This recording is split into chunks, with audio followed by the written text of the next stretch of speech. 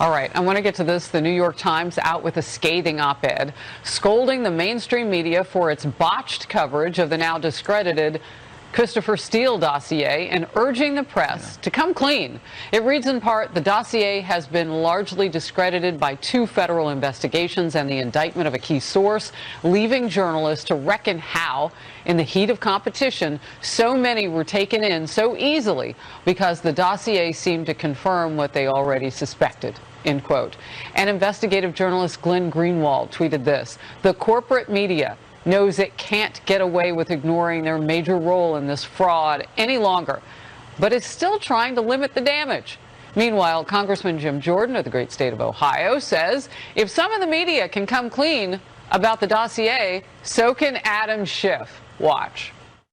Thank goodness they admitted that there was wrong statements in all these stories in the past, but people need to be held accountable. It seems to me Adam Schiff should be able to do the same thing because, frankly, everything we said about this over the last several years turned out to be true. And the New York Times op-ed I just mentioned points out, quote, the situation also became complicated because some reporters simply didn't like or trust Mr. Trump or didn't want to appear to be on his side. He had been berating journalists as charlatans while seeking their acclaim. In a perfect world, journalists would treat people they don't like the same way they treat people those who they do like, but this is not a perfect world. Or why can't we just not know whether or not a journalist likes somebody? Why can't they just do their job without holding up a sign that says one thing or the other?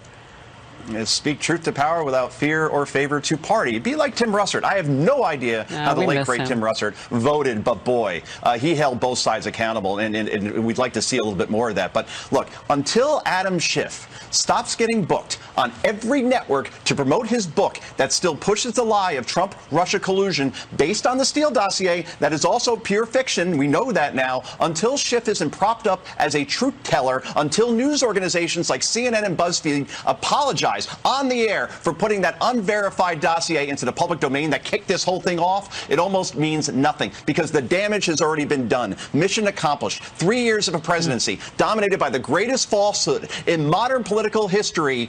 Well, that is the damage. And any retraction or correction at this point, Harris, is meaningless, quite frankly, because the allegation won. The exoneration now is a complete afterthought. You know who ought to really be worried about this? Remember, the White House and the administration are not happy about CNN's reporting about the rift between Kamala Harris and the president.